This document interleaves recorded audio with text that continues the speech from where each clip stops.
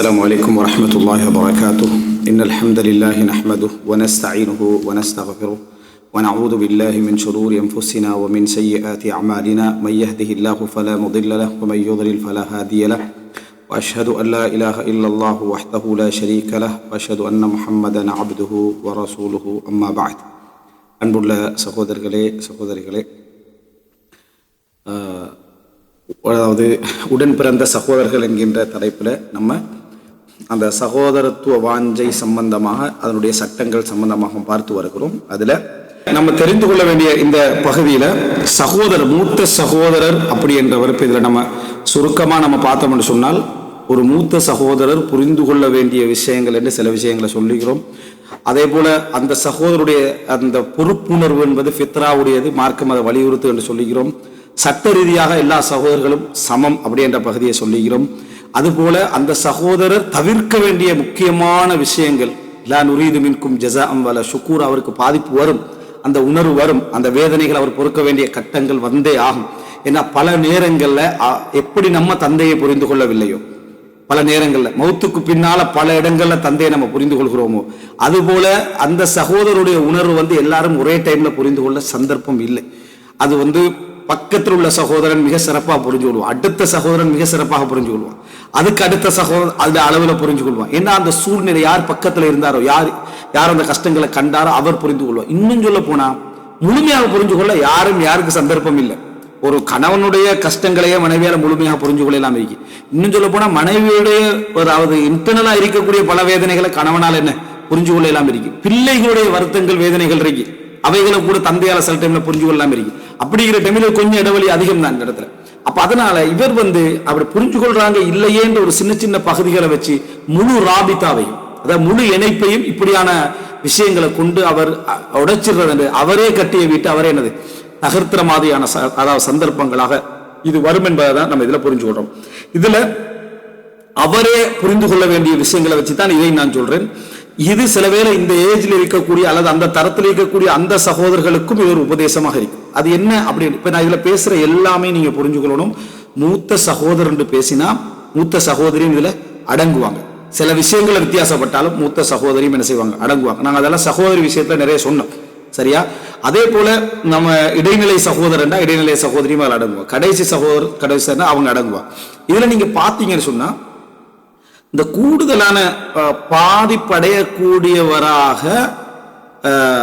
நிறைய பேர் சொல்லக்கூடிய விஷயம், ஆனா அதை பிராக்டிக்கலாக அதை நிரூபிக்க முடியுமா என்பது ஒரு கேள்விக்குரியான விஷயம் தான். இடைநிலை சகோதரர் பத்தியான சில சின்ன சின்ன தகவல்கள். அது என்ன அப்படி சொல்றாங்கன்னா, இவர்தான் கூடுதலான இஹ்மாலுக்குள்ளாகுவார், அப்படின்னா கவனமின்மைக்குள்ளாகுவாங்க குடும்பத்துல. அதாவது 2 பேர் இருந்தா பிரச்சனை இல்லை, 3 பேர் அல்லது 5 பேர் அல்லது 8 பேர் வந்துட்டு இந்த நடுவுல உள்ள கண்டுகள வாய்ப்பு குறைவு. அவன் வளர்ந்தது எப்ப, உருவாகினது எப்ப, இவன் எப்ப ஆனானா, இவன் எப்ப படிச்சா என்றதெல்லாம் விளங்காத ஒரு மெத்தட்ல தான் அவன் உருவாக்கப்படுவான் என்று சொல்றாங்க. இது ஓரளவுக்கு நியாயம், ஆனா முழுமையாக நியாயமா என்று சொல்ல முடியாது. நிறைய பேருடைய இந்த குடும்பம் சம்பந்தமாக பேசக்கூடியவர்களுடைய வாதம் இது பலர் ஏற்றுக்கொள்ளாமலும் ஏந்திக்கிறாங்க. ஆனா அனுபவபூர்வமா சில இடங்கள்ல உண்மையாகவும் இருக்கு. அதுக்கு காரணம் என்னடா, ஒரு மூத்த பிள்ளைய அதாவது ஒரு முதல் குழந்தையை பெற்றெடுத்த ஒரு தாய் முதலாவது அனுபவிக்கக்கூடிய சப்ஜெக்ட் என்னன்னா, 2வது குழந்தை வாருது. அந்த நேரத்துல அந்த குழந்தை கொஞ்சம் தூரமாக்கப்படும். அது எல்லாரும் குடும்பத்துல காணுவீங்க. பால் குடி உடனே பிறந்துட்டேன், ஒரு வருஷத்துல பிறந்துட்டேன்னு சொன்னா பால் குடித்து கொண்டிருந்த அந்த குழந்தையை தூரமாக்க வேண்டிய ஒரு கட்டம் வரும். அந்த புள்ள ஓடி ஓடி திருப்பி உம்மாட்டே என்ன செய்யும் வரும், அந்த வேதனை பெஸ்டா அனுபவிக்கும். இது 2வது பிள்ளைக்கு கவனம் எடுக்கிற இதே சந்தர்ப்பம், இது ஒரு 2-3 வருஷத்துக்கு பூரா நடந்தாலும் இதே பிரச்சனை தான் என்ன செய்யும் வரும். திடீர்னு ஒரு 3வது புள்ள வந்துட்டு அப்படி என்றா இந்த 2வது இடையில பிறந்தவனுக்கான கவனம் மிகவும் குறைவு. ஏன்னா மூத்தவன் என்றதுனால கொண்டாடப்பட்டிருப்பான், கொண்டாடி மிகவும் கவனங்களும் அங்க கொடுக்கப்பட்டிருக்கும். 2வதுக்கு போறது திடீர்னு ஒரு 3வது வந்தானுங்களே, இந்த 2வது பெருசா கொண்டாடப்பட்டிருக்க மாட்டான் ஆல்ரெடி. அதே நேரம் அவசரமா இன்னொரு வந்ததுனால இந்த பிரிவு முதலாவது நபரை பிரிஞ்சதுடைய வழி அளவுக்கு இதுல என்ன செய்யாது இருக்கு. அதே அனுபவத்தை கடந்துதான் அந்த இடத்துக்கு வந்திருக்கு. இதனால 3வதுக்கு அவசரமா போற நேரத்துல இவனுக்கு எத்தனை வயசு, இவன் எங்க வளர்றா, இவனுக்கு என்ன கவனம் எடுத்தை விட மூத்தவரை பிரிஞ்ச ஒரு சிந்தனையும் 3வது நபர் புதிதாக பிறந்திருக்கிறார் என்ற இதுவும் இவனுக்கு அதுல இருந்து ஒரு ஹாஃப் ஆஃப் ஆக அமைப்புல தான் இவனுடைய பாதிப்பு வளர்ந்துட்டு வரும். இது இயல்புலையே எல்லா விஷயத்திலும் இந்த சப்ஜெக்ட் ஏற்படும். இந்த இயல்புலையே இந்த நடுவில் உள்ளது கவனம் செலுத்தப்படாத ஒரு சப்ஜெக்ட் உண்டு, வரத்தான் செய்யும். குர்ஆன்ல அல்லாஹு தஆலா அவுசத்துஹும் அப்படின்ற ஒரு வார்த்தையை பயன்படுத்த, அவர்களிலே அதாவது நடுவில் உள்ளவர் என்ற வார்த்தை அல்லாஹு தஆலா யூஸ் பண்றான். ஆனா எல்லா அறிஞர்களும் அதுக்கு எப்படி தஃப்சீர் பண்ணிக்கிறாங்கன்னா, புத்தி சாதுரியமானவர், மிகவும் புத்தி கூர்மையானவர், நீதியானவர் என்ற வார்த்தை யூஸ் பண்ணிக்கிறான். இப்ப நடுவில் உள்ள சகோதரர்களை பத்தி இது ஒரு பாதிப்பு வரும். இதை நீங்க பெற்றோர்களா இருந்தா ஆல்ரெடி தெரிஞ்சிட்டீங்கன்னா மிக கவனமா இருப்பீங்க. இதுக்கு பிறகு அந்த பிள்ளைக்கு நம்ம கவனம் எடுக்காமிக்கிறது நீங்க அப்பப்போ உணர்வீங்க. அந்த அதாவது உங்களுக்கு அப்படி மறந்துட்டே போய் இப்படி இவன் ஒத்திக்கிறான் அப்படின்றது இடையில என்ன செய்ய ஞாபகம் வரும். கடைசி புள்ள கவனம் எப்பயும் இருக்கும் தானே, கடைசி புள்ள, அதனால அவன் சின்ன புள்ளை ஆகிறான், கவனம் இருக்கும். முதல் புள்ள மூத்தவர்ன்றதுனால அவனோட இருக்கு. இடையில வந்தவர் அவனும் புள்ளதான் அப்படின்னு அவனுக்கு ஒரு தர்த்தீப் கொடுக்கறதுக்கு கொஞ்ச நாள் ஏற்படும். அது யாராக இருந்தா விளங்கும்டா, நம்ம அந்த நடுவில் உள்ள புள்ளையா இருந்தா மட்டும் ஒரு அளவுக்கு உணர்றதுக்கு முடியும். மற்றபடி இது விளங்கப்படுத்ததான் முடியுமே தவிர உணர முடியாது. இது இஹ்மால் நடக்கும். இன்னொரு விஷயம் என்ன சொல்றாங்கன்னா, இந்த நடுவில் இருக்கக்கூடிய பிள்ளைகளை பொறுத்த வரைக்கும் சிலர் சொல்ற இதெல்லாம் விஞ்ஞான நிரூபிக்கப்பட்டோன்னு சொல்லலாம். அப்ப அங்கங்க பார்த்த விஷயங்களாகத்தான் இது இருக்க முடியும். புத்தி கூர்மை அவர்களுக்கு இருக்கும்ன்றாங்க. இந்த நடுவில் உள்ள பிள்ளை தன்னை தாங்கி வளரும். ஏண்டா இந்த இஹ்மாலா இந்த கவனமின்மையினால அவனை இயக்க வேண்டிய ஒரு கட்டம் அவனுக்கு என்ன செய்வார், அவன் நானா பார்த்து ஒன்று இயங்கணும், இதை பார்த்து கேட்கணும், போராடணும். அவனுக்கு கொடுத்துக்கிறீங்க அப்படின்னு இவன் போராட வேண்டியிருக்கும், அண்ணனை பார்த்து இயங்க வேண்டியிருக்கும். இந்த ரெண்டையும் கோர்த்து கோர்த்து கோர்த்து கோர்த்து அவன் வளர்றதுனால அவனுக்கு என்ன செய்யும் என்று சொன்னா, அதாவது மூணு சகோதரர்கள், சகோதரி நடுவில் ஒரு சகோதரனா இருந்தாலும் சரி, அல்ல ரெண்டு சகோதரர்களில் ஒரு சகோதரனா இருந்தாலும் சரி, இந்த ரெண்டையும் கோர்த்து கோர்த்து வளர்வதனால ஒரு ஷேரிங் அவனுக்கு இருக்கிறதுனால அவன் படிப்புல மிளிர்ந்தானோ இல்லையோ, மத்த விஷயங்களை மிளிர்ந்தானோ இல்லையோ, புத்தி கூர்மை அவனுக்கு என்ன செய்யும், அவனுக்கு வளரவே செய்யும் அப்படின்றாங்க. அது பிராக்டிகலாவும் பல இடங்கள் என்ன செய்யலாம், நம்ம பார்க்க முடிந்த இடத்துல என்ன செய்யறோம் இருக்கிறோம். இதுதான் நம்ம தெரிந்து கொள்ள வேண்டிய விஷயத்துக்கு காரணம் என்னன்னா, இந்த சகோதரனுக்கு குடும்பத்திலே வகை பங்கு மிக குறைவா இருக்கு. குடும்பத்துல என்ன செய்யணும்னா வகை பங்கு குறைவாகி, வகை பங்குன இவன் இதோ புள்ளையோட ஒரு புள்ளையா இவன் இருக்கிறான், இவன் என்ன செய்யப்பட ஃபியூச்சர் வேற. 40 வயசு ஆயிட்டு 50 வயசு அவன் பொறுப்புள்ளவனா வரலாம், வைத்தியரா வரலாம், ஒரு முக்கியமான இடத்துக்கு வரலாம், அவன் சமுதாயத்தை கவனிக்கிற இடத்துக்கு வரலாம், அது வேற. குறிப்பிட்ட ஏஜ் வரைக்கும் இவன் வகை பங்கு, இவன் பிரச்சனை நீ தொழில் செஞ்சாலும் ஓகே, செய்யாட்டியும் ஓகே, அதான் அண்ணன் அல்லது கடைசி தம்பிக்கிறான் மாதிரியான ஒரு நிலைமைக்கு இவனுடைய பகுதி என்ன செய்யும் இருந்து கொண்டிருக்கும். இதெல்லாம் சொல்லப்படக்கூடிய விஷயங்கள். அல்லாஹு ஆலம். இதெல்லாம் நம்ம கவனத்தை அந்தந்த குடும்பங்கள்ல இருந்து அவங்க இதுல ஒரு கவனம் செலுத்தினால் மிக சிறப்பாயிருக்கும். கடைசி சகோதரன் சகோதரியை பொறுத்த வரைக்கும் இது ஒரு பகுதி கொஞ்சம் சொல்லணும். என்னன்னு சொன்னால், அதாவது இதுல ஒரு என்ன சொல்றது, தலைகீழான சில முக்கியமான நிகழ்வுகளை கடைசி சகோதரன் தான் சந்திப்பு. அதுல முதலாவது சப்ஜெக்ட் என்ன அப்படின்னு சொன்னா, மிக நம்ம சொன்ன 6 காய்தால பெஸ்ட் எடுத்துக்கணும் பெரும்பாலும், சரியா, மார்க்கத்தோட இந்த மாதிரி விஷயங்கள்லாம் சேர்த்து எடுத்துக்கணும். பெரும்பாலும் வறுமையான குடும்பமாகவே இருந்தாலும் கூட இரக்கமா வளர்க்கப்படுறது கடைசி தம்பி. விளங்கிட்டா, வறுமையான குடும்பமா அப்படின்னா வசதியான குடும்பமா இருந்தா எப்படி இருந்திருக்கும், அண்ணன் பெரிய பெரிய ஒரு விசாலமான குடும்பமா இருந்தா எப்படி இருக்கும், எல்லாரோட கருணையா ஒருத்தர் இன்னொரு தூக்குவார், அவர் தூக்குவார், இவர் தூக்குவார். எப்படி ஒரு தாத்தாக்கு ஒரு புள்ள கிடைச்சா முழு குடும்பமும் தூக்குமோ, சகோதரருக்கு ஒரு புள்ள கிடைச்சா முழு குடும்பமும் தூக்குமோ, இவன் கடைசி புள்ள முழு குடும்பத்திலேயும் புள்ளையா இருப்பான். கருணையிலே இந்த குடும்பம் என்ன கஷ்டப்பட்டுச்சு, இந்த குடும்பம் எப்படி உருவாயிச்சு, இதுக்கு இவண்ட பங்களிப்பு என்ன, அவண்ட பங்களிப்பு தெரியறதுக்குள்ள ஒவ்வொருத்தரும் வயசு அடைஞ்சிருவான். ஒருத்தருக்கு 45,000, ஒருத்தருக்கு 50,000, அவன் வளர்ந்துட்டு வருவான் அந்த சின்ன வயசு. அப்போ ஒரு அதாவது சொல்லுவாங்க என்னது, அல் முதல்லல், அல் வலதுல் முதல்லல், இரக்கம் கருணை காட்டப்படக்கூடிய ஒரு பிள்ளையாக இவன் வளருவான். நல்ல பாசத்தோட வளரக்கூடிய பிள்ளையாக வளருவான். எல்லா வசதிகளும் உள்ள பிள்ளையாக வளருவான்.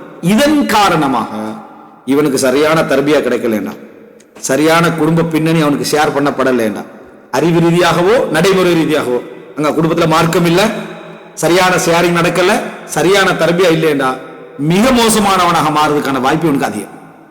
ஏனென்றா எல்லா கருணையும் அவனுக்கு கொட்டப்படும். அவனுக்கு அடிக்கிறது ஏசுறது கூட 2 பேர் அவனை தொடக்கி அழைக்கக்கூடிய நிலைமையில என்ன செய்வாங்க இருப்பாங்க.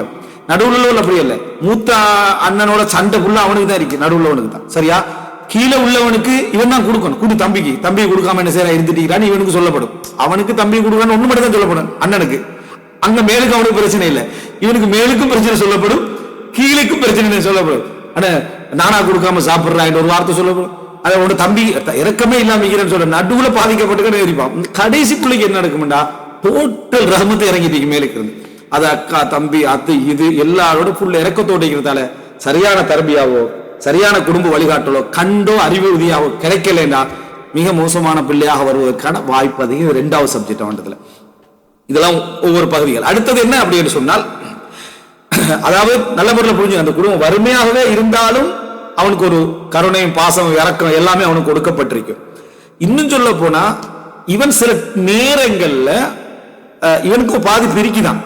அது என்ன பாதிப்பு அப்படின்னு சொன்னா, நிறைய சகோதரர்கள் இருக்கிறதுனால என்னது இன்னும் நானாவே சாப்பிடல, இன்னும் தம்பியை சாப்பிடல, இன்னும் தாத்தா சாப்பிடல, வெயிட் பண்ணு, நீ அதுக்கு அவசரப்படுறாய் என்று கடைசி பங்கு எல்லாம் பிரிச்சு முடிஞ்சு கடைசியா எனக்கு தான் அபூ ஹுரைரா இருந்தாங்க, எல்லாருக்கும் ரசூலா பாலை கொடுத்து கடைசி எனக்கு தான் வரும்போது மிஞ்சுமாண்டு இந்த லெவல்ல அவர் என்ன செய்வாரு இருந்துகிட்டு இருப்பாரு. இந்த ஒரு பிரச்சனை அவருக்கு இருக்குது. இந்த ஒரு சந்தர்ப்பத்தை இவன் அணுகிறதுக்கான வாய்ப்பு இருக்குது. எல்லா விஷயத்திலும் ஒரு அதாவது அவர்களுடைய கவனிப்புகளே இருந்தாலும் சில நேரங்கள்ல இவனுக்கு ஒரு தபாயுக்கு ஒரு நெருக்கடியும் இருக்க வாய்ப்புள்ள பிள்ளையாக இவன் வளருவான். அடுத்தது என்ன அப்படின்னு சொன்னால், இந்த சகோதரனுக்கு சரியான முறையில் வளர்க்கப்பட்டா, இந்த கடைசி புள்ள சரியான முறையில் வளர்க்கப்பட்டால், அது போல அனுபவங்கள் ஷேர் பண்ணப்பட்டா, சரியான தரபியா இருந்தா, அவ்வளவு அனுபவமும் எவ்வளவு பெரிய பெரிய குடும்பம் நீங்க எடுக்கிறீங்களோ அவங்களுக்கு கிடைக்காத அனுபவம் இவனுக்கு கிடைச்சிடும். ஏண்டா அவன் முதலாவது நபர் கல்யாணம் முடிச்சு பட்ட அனுபவத்தை இரண்டாவது ஷேர் பண்ணுவான், அதெல்லாம் சேர்த்து இவனுக்கு ஷேர் பண்ணுவான். சேர்த்து இவன் ஒரு எலர்ட்டாவே இருப்பான்.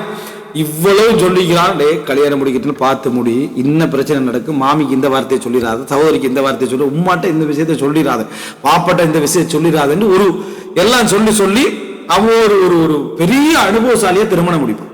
இதனால கடைசி மருமகளுக்கு பாராட்டிக்கும், மூத்த மருமகளுக்கு பாராட்டிருக்காது. ஏன் மூத்த மருமகள் அனுபவம் இல்லாம வர முதல் ஃபேமிலியிட ஒரு ஃபொரின் பொடி அது, சரியா? அது வந்த உடனே ஒரு பெரிய சண்டை தான் அங்க நடந்துகிட்டு இருக்கும்.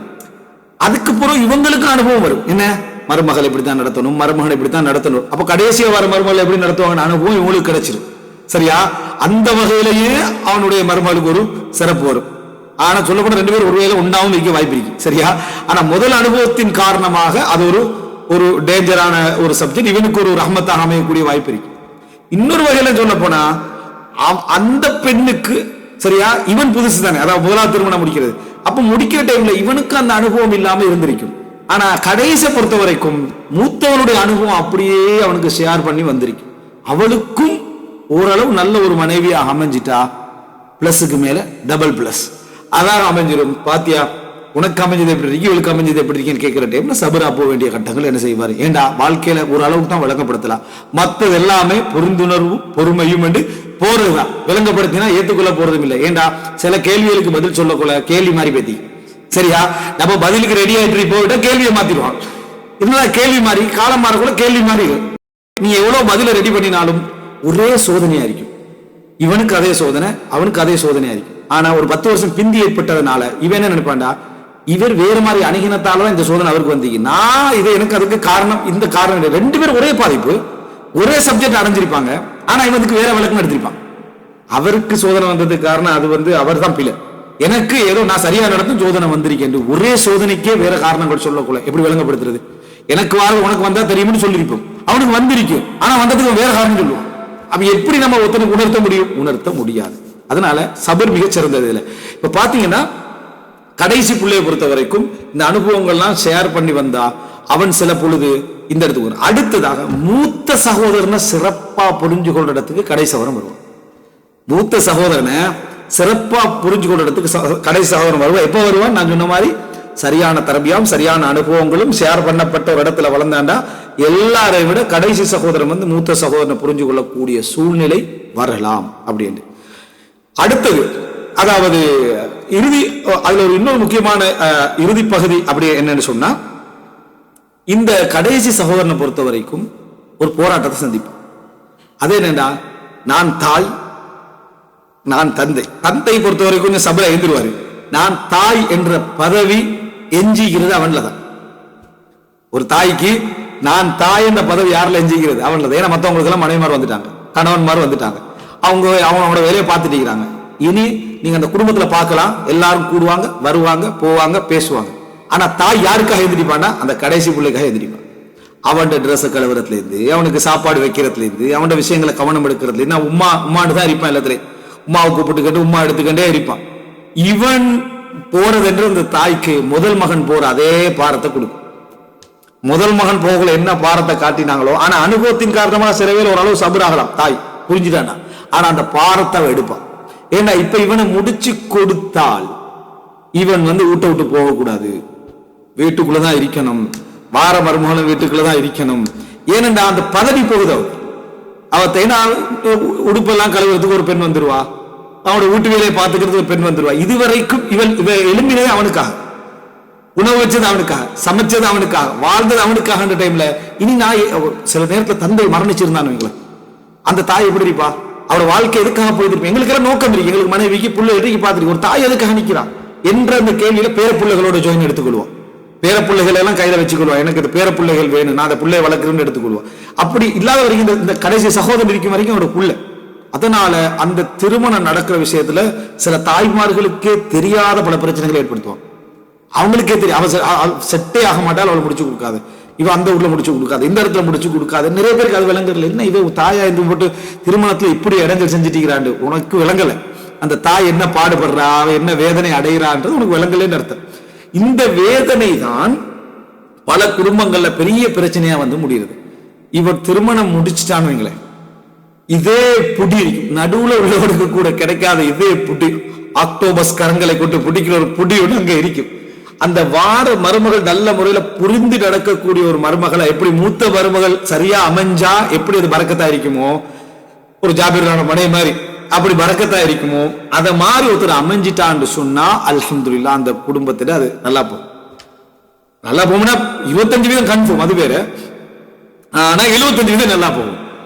இல்லைன்னு வைங்க, அந்த கடைசியில வித்தியாசமா அமைஞ்சிட்டா, என் மகனை அநியாயப்படுத்த வந்துட்டா, என் மகனை நாசமாக்க வந்துட்டான்ற ஒரு பிரச்சனை அங்க என்ன செய்யும் உருவாகும். காரணம், அவ அந்த இடத்துல ஒரு உரிமையை இழக்கிறா என்பதுதான். அதனால கடைசி பிள்ளை திருமணமே அவனுக்கு பல நேரங்கள்ல போராட்டமாக அமையலாம். அவன் ஒரு விஷயத்தை தீர்மானிக்கிறது, ஏன்னா ஒருத்தரா ரிலீஸ் ஆகிப்பாங்க, ஃபர்ஸ்ட் செகண்ட் தேர்டு எல்லாம் எப்படியோ ஒரு காரணங்களெல்லாம் சொல்லி கொஞ்சம் ரிலீஸ் ஆகிப்பார். ரிலீஸ்னா தனித்தனியா வாழ்றதுக்கு போயிருப்பாங்க, தாய் விட்டு ஒரு அர்த்தம் இல்லை. கடைசி நபரத்தை பொறுத்த வரைக்கும் என்னன்னா அந்த தாய்க்கு அவன் வேணும் என்ற ஒரு போராட்டம் இருக்கிறதுனால இந்த போராட்டம் சில பொழுது அந்த மருமகளை என்ன செய்யலாம், பாதிக்கலாம், குடும்பத்தை பாதிக்கலாம். அவங்களும் கடைசி பிள்ளையாக இருந்தா கடைசி தானே வர சில டைம்ல வாய்ப்பு இருக்கு, அங்கேயும் ஒரு போராட்டம் ஆயிரும், அங்கேயும் போராட்டம் ஆயிரும். மகனை பறிச்சுட்டு போற மாதிரி ஒரு ஃபீலிங் இவருக்கு வரும், மகளை பறிச்சுட்டு போற மாதிரி ஒரு ஃபீலிங் அங்க வரும்.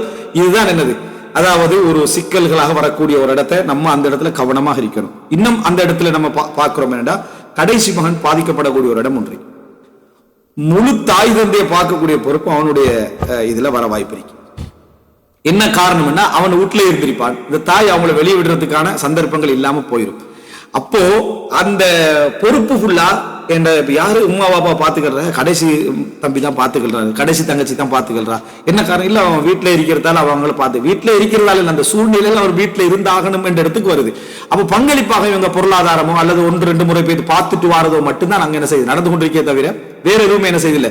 அங்க நடக்காத ஒரு சோதனை உண்டு, அங்க நம்ம என்ன செய்யலாம் பார்க்கலாம். இந்த சோதனைகள் ஒரு கேள்வி வருது, உமா பாப்பா என்னோட வீட்டுல இருக்கிறாங்க, உமா வாப்பட விடல, அது உமா வாப்பா எங்கட வீட்டுல, ஹஸ்பண்ட் உமா வாப்பா எங்கட வீட்டுல இருக்கிறாங்க, உமா வாப்பா பாக்குறேன்னு சொல்லி அடுத்த சகோதரர்கள் போட்டு 2 கிழமை இங்க உட்கார்ந்துடுறாங்க. சரியா, இது மார்க் அடிப்படையில் உமா வாப்பா பார்ப்பதாக அமையுமா, இதனால உள்ள போராட்டங்கள் என்ன மார்க் அடிப்படையில் அது அப்படி அமையாது. உமா வாப்பாவை பார்க்கிற செலவு நீங்க உமா வாப்பா தனியா வச்சு அவங்களுக்கு தனியா ஒரு ஊடு இருந்தா உங்களுக்குரிய உரிமை இருக்குது. சகோதரன் வீட்டுல அது இருக்கிற டைம்ல அது சகோதரனுக்கு பாரமாகவும் அந்த மனைவிக்கு பாரமாக பல சூழ்நிலைகள் வரும். எல்லாம் பொதுவான இடத்துல இருக்காது, பல சூழ்நிலை. அவங்களுக்கு சுதந்திரம் இருக்கு, அவங்களோட பிள்ளைகளை வளர்க்கிற சுதந்திரம் இருக்கு, அவர்களுடைய சொந்தக்காரர் வார போற சுதந்திரங்கள் என்ன செய்து இருக்குது. எனவே சட்ட அடிப்படையில எடுத்துக்கொண்டோம் என்று சொன்னா இவங்களுக்கு வேற வழியே இல்லை, இவங்களை சுமக்கணும் கட்டாயம் யாரோ ஒரு சகோதரன் சுமந்து பார்க்கணும், அதை கடைசி தம்பி செய்தாரு. ஆனா உங்களெல்லாம் அதுல சுமந்து வச்சு பார்க்கணும் கடமை அவனுக்கு என்ன இல்லை. அதை கூட குடும்பத்துடைய அந்த என்ன சொல்றது அந்த ஒழுங்கு இஃப்திலால் ஆகிறதுக்கு, குறைபாடாகிறதுக்கு அல்லது அவங்களுடைய வாழ்க்கை பாரமாகிறதுக்கு அமைஞ்சிரும். சில தியாகங்கள் செய்யலாம். நம்ம தியாகத்தை பத்தி பேசல, சட்டத்தை பத்தி பேசுறத நான் சொல்ல வரேன். எனவே இந்த அடிப்படையில் நம்ம புரிஞ்சு கொண்டோம்டா கடைசியாக சுமக்க வேண்டிய பல விஷயங்கள் அவனுக்கு வர வாய்ப்பு இருக்கு. இன்னொரு வகையில சொல்ல போனா தாய் ஒரு மூத்தவன்கிட்ட தாங்காத அளவுல கடைசி பிள்ளைகிட்ட தாங்குவான். அப்படின்னா ஒரு மூத்தவர் ஒரு வார்த்தை சொல்லிட்டான்னு வைங்களேன், தாய் அதுல வெட்டிச்சு செதற வாய்ப்பு, என்ன இப்படி எனக்கு பேசிட்டாண்டு ஆனா கடைசி புள்ள அந்த வார்த்தையெல்லாம் அசால்ட்டா சொல்லிக்கிறேன் அம்மாக்கு, அதை விட அவன் அப்படித்தான் பேசிட்டு இருப்பான்னு அந்த தாய் சொல்லுவான். இவன் மூத்த சவுண்ட் என்னமா இது உள்ளகளை நீங்க வித்தியாசப்படுத்தி பாக்குறீங்கன்னு கேட்க கூடாது. நீ மூத்தவர்னா நீ பொறுப்புல இருந்தவன் ஒரு விளக்கத்தோட உன்னோட ஒவ்வொரு வார்த்தைக்கு பின்னாலே உனக்கு அர்த்தம் தெரியும். அவன் சின்னவன் பாசத்துல ஒரு நெருக்கத்தோடு வளர்க்கப்பட்டிருப்பான், அல்லது சின்னவன் பாசத்துல ஒரு நெருக்கத்தோடு வளர்க்கப்பட்டிருப்பான். மூத்த மகள் சொன்னா கூட தாய் பொறுத்துக்கிட மாட்டான். கடைசி மகள் சொல்லக்கூட அவள் கண்டதெல்லாம் சொல்லிட்டு இருப்பா, கணக்கில்லாம இருந்துட்டு இருப்பா தாய். அவள் அப்படித்தான், ஏன்னா அது வேணும் அவங்களுக்கு, அந்த பாசம் வேணும் என்கின்ற ஒரு உணர்வோடு இருந்திருக்கும். இவைகள் எல்லாம் புரிய வேண்டிய கட்டத்துல மூத்த அண்ணனும் நிற்கிறான். ஏன்னா இவர் கம்பேர் பண்ணிடுவாரு, பாத்தியா கடைசி அவன் என்ன பெருசா செலவழிச்சு, அவன் என்ன குடும்பத்தை பெருசா என்ன பார்த்தான், என்ன செஞ்சிட்டான், ஆனா அவனுக்கு கொடுக்கப்படுற மரியாதை எந்த குடும்பத்துக்கு இல்லைன்னு இவன் எடுத்து, அதெல்லாம் அதோட சம்பந்தப்பட்டதல்ல. அதெல்லாம் சூழ்நிலை, அவங்களுடைய உணர்வு சார்ந்த விஷயமே தவிர இங்க பகுத்து பிரிச்சு செய்யற எந்த விஷயமும் இல்லை. இப்படி தவறாக புரிஞ்சு கொண்டதுனாலதான் யக்கூப் அலைஹிஸ்ஸலாம் பிள்ளை கடையில் என்ன செய்யுது, இந்த பொறாமையே வந்துச்சு. அவங்க கடைசிக்கு காட்டின பாசம் தான் யக்கூப் அலைஹிஸ்ஸலாம், கடைசிக்கு பிள்ளை காட்டின பாசம் தான் இவ்வளவு ஒரு சப்ஜெக்ட். சரியா புரிஞ்சிருந்தீங்க இந்த பிரச்சனை என்ன செஞ்சிருக்காது, வந்திருக்காது. அப்படி என்பதை நம்ம என்ன செய்ய வேண்டும், புரிந்து கொள்ள வேண்டும். எனவே இந்த பகுதிகளெல்லாம் இதுல ஒவ்வொன்றுக்கும் வரலாற்று ஆதாரங்கள், சில செய்திகள், சம்பவங்கள் என்று தொகுக்கலாம். ஆனால் இது மிக நீளமாக என்ன செஞ்சிடும், ஒரு வரலாற்று சப்ஜெக்டாக இது போயிடும் என்பதனால இந்த பகுதிகளை கவனத்தில் கொள்ள வேண்டும். இந்த கவனத்தில் கொள்ளப்பட்டால் தான் இந்த ஒழுங்குமுறை இஹ்திலாலாகாம, குறைபாடாகாம, சகோதரத்துவ வாஞ்சை என்ன செய்யும் எங்களுக்கு மத்தியில உருவாகும் என்பதில் எல்லின் முனை அளவிலும் சந்தேகம் இல்லை. அப்போ நம்ம இப்போ பேசின அந்த சகோதரத்துவத்துடைய தொகுப்புடைய மிக ரத்தின சுருக்கமாக ஒரு 3-4 வரிகள்ல சொல்றதாக இருந்தால், எங்களுக்கு தேவை இதுல மிக முக்கியமாக அல்லாஹ்வுடைய தௌஃபீக். ஃபர்ஸ்ட் இப்படி ஒரு சகோதரத்துவ வாஞ்சை சிறப்பான வளரணும்டா. 2வது மார்க்க அறிவுள்ள, மார்க்க விளக்கம் உள்ள, மார்க்க அறிவு மட்டும் போதா, மார்க்க விளக்கம் உள்ள, மார்க்கப்பட்டுள்ள சூழ்நிலை ஒன்று உருவாக்கப்படணும். அந்த சூழ்நிலை என்ன செய்யும், எல்லாத்தையும் தாண்டி இரத்த உறவுகளுக்கு என்ன செய்யும், முக்கியத்துவம் கொடுக்கும். அந்த இரத்த உறவுக்கு முக்கியத்துவம் கொடுக்கிறதுனால தான் நம்ம என்ன செய்வோம், முஸ்லீம் அல்லாதவராக தாய் இருந்தாலும், சகோதரன் இருந்தாலும், சகோதரி இருந்தாலும் நம்ம என்ன செய்வோம், இணைச்சு கொள்ள நினைக்கிறோம்னா விளக்கம் தான் காரணம், மார்க்கத்துக்கு அந்த சூழ்நிலை. 3வது சரியான தர்பியாவுடைய சூழ்நிலையில அவர்கள் வளர்க்கப்படணும். 4வது நல்ல இந்த விளக்கங்கள் இருக்கணும், இந்த புரிந்துணர்வு, இந்த ஞானங்கள், இந்த விஷயங்கள் எல்லாம் நமக்கு என்ன சிறப்பாக தெரிஞ்சிருந்தா இந்த பிழைகள் வருவதற்கு முன்னால, தவறுகள் வருவதற்கு முன்னால நம்ம என்ன செஞ்சிருவோம், அதை திருத்திரும். ஆல்ரெடி தெரிஞ்சோம்னு சொன்னோம், அனுபவங்களை தெரியாம, வழிமுறைகளை தெரியாம இருந்தோம்னா பிழைவிட வாய்ப்பு. 5வது மிகப்பெரிய பங்கு மூத்த சகோதரனுக்கு இருக்குது. மூத்த சகோதரனுக்கு மிகப்பெரிய பங்கு இருக்குது. காரணம் அவர் தந்தையுடைய நீட்சி, இயற்கை அவர் அதை தூண்டுது. அதே போல என்ன குர்ஆன் ஹதீஸும் அவருடைய பங்கை நிறைய சொல்லுது. சஹாபாக்களோட வாழ்க்கையில நிறைய உணர்வு ரீதியான விஷயங்களை பார்க்கிறோம். இவருடைய இறுதிக்காலம் மாறாமல் இருக்கணும். நாங்கள் இதுல நிறைய உபதேசங்கள் என்ன செஞ்சோம், அதுல சொன்னோம், அவைகளை கடைபிடிக்கணும். அதே போல அவர் மிக முக்கியமாக கடைபிடிக்க வேண்டிய விஷயம், அவர் மட்டுமல்ல பங்காளர், அனைவருமே பங்காளர். ஒவ்வொரு காலகட்டத்தில் ஒவ்வொருத்தர் அல்லாஹ் தஆலா என்ன செஞ்சிருப்பான், வச்சிருப்பான். இறுதியாக சட்டங்கள்ல எந்த மாற்றமும் இல்லை. சட்டங்கள் என்ன செய்யணும், அது எல்லா சகோதரர்களுக்கும் சமமானது, சொத்துலையும் தான் மற்ற விஷயங்களை சமமானது. வழிபடுதல் என்பது எந்த விதமான கடமை, மூத்தனனுக்கு வழிபட்டாகணும், கட்டுப்பட்டாகணும், எந்த கடமையும் அதுல இல்லை. ஆனால் சில நல்ல விஷயங்களை கட்டுப்பட்டு நடக்கிறது, குடும்பத்தை சிறப்பான முறையில் கொண்டு போறதுக்கு அது இதாக அமையும். பிர்ரை பொறுத்த வரைக்கும், உபகாரம் செய்தல் என்பதை பொறுத்த வரைக்கும் ரசூல் ஸல்லல்லாஹு அலைஹி வஸல்லம் தாய், தந்தை, அதுக்கடுத்த உறவினர், அதுக்கடுத்த உறவினர் அடிப்படையில் நீங்க நன்மை செய்யுங்க என்று ரசூல் ஸல்லல்லாஹு அலைஹி சொல்லிக்கிறாங்க. பிர்ரு வாஜிப் அல்ல, சிலா தான் வாஜிப். சேர்ந்து நடத்தல் தான், பகைக்காம சேர்ந்து நடத்தல் தான் வாஜிபே தவிர பிர்ரு அவருக்கு என்ன, அதாவது நன்மை செய்தல், உபகாரம் செய்தல் என்றது வாஜிப் அல்ல என்ற சுருக்கத்தை நம்ம புரிந்து கொள்வோம்.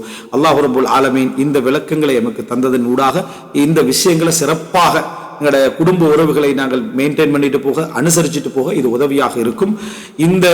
இதெல்லாம் ஒரு தௌஃபீக். அல்லாஹ்ட்ட நிறைய இந்த உறவுகளை என்ன செய்யணும், பிரார்த்தனை மூலம் அல்லாஹ்விடத்துல கேட்க. ஏன்னா எல்லா விளக்கங்கள் இருந்துட்டாலும் நடைமுறைக்கு வார டைம்ல அந்த இடத்துல நம்முடைய உணர்வுகள் மேலோங்கினா அந்த இல்ம் என்ன செஞ்சிடும், அந்த பேணுதல் எங்களை விட்டு போய்விடும். அதுல மிகவும் கவனமாக இருக்க வேண்டும். இன்ஷா அல்லாஹ் நாங்கள் அடுத்த பகுதியாக இது ஒரு அனுபவ பகிர்வாக ஷேக் அப்துல் ரஹ்மான் அல் கர்ஆவி என்னது, அதாவது சகோதர உபதேசங்கள் அப்படி என்று சொல்லி அவருடைய குடும்ப அனுபவங்களை குர்ஆன் ஹதீஸ் அடிப்படை ரீதியாக தொகுத்து அந்த வசியத்துக்களை நம்ம என்ன செய்வோம், அப்படி பார்த்துட்டோம்னா இதனுடைய பிராக்டிக்கல் வடிவங்களை இன்னும் கொஞ்சம் நவீன கால ரீதியான சில விஷயங்களோடு எங்களுக்கு என்ன செய்யும் தெரிய வரும். அதோடு இந்த பகுதியை என்ன செய்யும் முடிச்சுட்டு சட்டங்கள் என்ற பகுதிக்கு என்ன செய்வோம், இது தர்பியா சார்ந்த பகுதியில சட்டங்கள் என்ற பகுதியை இன்ஷா அல்லாஹ் 1 மணி நேரம் அந்த சட்டங்கள் என்ற பகுதியை நம்ம முடிச்சுட்டோம். அப்ப இன்னும் 2 மணி நேரம் இருக்குது. ஒன்று இந்த புத்தகத்துக்கான பகுதி, அடுத்த சட்டங்கள் என்ற பகுதி.